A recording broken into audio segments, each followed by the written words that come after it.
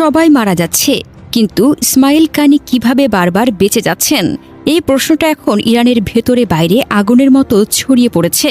কানি ইরানের ইসলামী revolutionary guard ক্রপসের course ফোর্সের কমান্ডার, যিনি 2020 সালে কাশেম সুলাইমানির মৃত্যুর পর এই পদে আসেন। খামেনি নিজে তাকে পবিত্র প্রতিরক্ষা যুদ্ধের সবচেয়ে বিশিষ্ট কমান্ডারদের একজন বলে অভিহিত করেছিলেন, কিন্তু সাম্প্রতিক ঘটনায় বিশেষ করে খামেনির মৃত্যুর পর কানির বিরুদ্ধে গুরুতর অভিযোগ উঠেছে যে তিনি একজন বিশ্বাসঘাতক, যিনি আমেরিকা ইসরায়েলকে গোপন তথ্য সরবরাহ করে খামেনির অবস্থান প্রকাশ করেছেন। একটি সিনিয়র ইসরায়েলি কর্মকর্তা নিশ্চিত করেছেন যে কানি খামেনির সাথে তার বাসভবনে সকালের মিটিংয়ে উপস্থিত ছিলেন, কিন্তু হামলার ঠিক আগে তিনি চলে যান। এটিকে অনেকে কাকতালীয় নয় বলে মনে করেছেন, বরং পরিকল্পিত বিশ্বাসঘাতকতা। একইভাবে 2024-25 সালের বিভিন্ন হামলায়, যেমন হিজবুল্লাহ নেতা হাসান নাসরুল্লাহর মৃত্যু, কানি উপস্থিত থেকেও অদ্ভুতভাবে বেঁচে যান, তখন অন্যরা নিহত হয়। 2024 সাল থেকেই কানির বিরুদ্ধে ইরানিরা অভিযোগ তুলছেন যে তিনি ইসরায়েলের গুপ্তচর, যিনি নাসরুল্লাহ, ইসমাইল হানিয়ে সহ অনেক নেতার মৃত্যুর পেছনে দায়ী। তাকে জায়নিস্ট স্পাই বলে অভিহিত করা হয়েছে। একটি রিপোর্টে বলা হয়েছে তিনি ইসরায়েলের যুদ্ধকক্ষে বসে তথ্য পাঠিয়েছেন, যা খামেনির মৃত্যু নিশ্চিত করেছে। আরও অভিযোগ যে খামেনির চারপাশের সব উচ্চ পদস্থ কর্মকর্তা নিহত হয়েছেন, কিন্তু কানি বারবার বেঁচে গেছেন, যা কাকতালীয় নয় বরং পরিকল্পিত।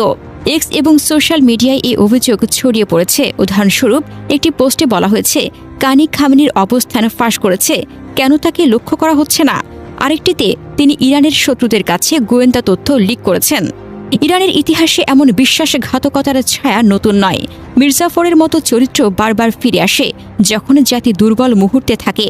কানির বারবার বেঁচে যাওয়া, খামেনির মৃত্যুর ঠিক আগে চলে যাওয়া এবং চারপাশের সবাই শহীদ হওয়া, এসব মিলিয়ে স্পষ্ট যে এখানে গভীর ষড়যন্ত্রের গন্ধ আছে। যদি সত্যি তিনি গাদ্দার হন, তাহলে এটা ইরানের জন্য সবচেয়ে বড় ধাক্কা।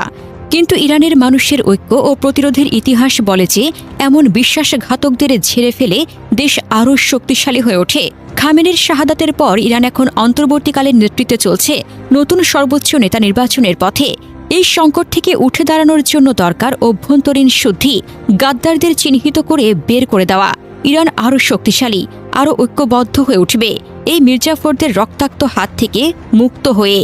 এর আগে 28 ফেব্রুয়ারি 2026 তারিখে ইরানের সর্বোচ্চ নেতা আয়াতুল্লাহ আলী খামেনি, বয়স 86, তেহরানে তার কম্পাউন্ডে আমেরিকা ও ইসরায়েলের যৌথ বিমান হামলায় নিহত হন।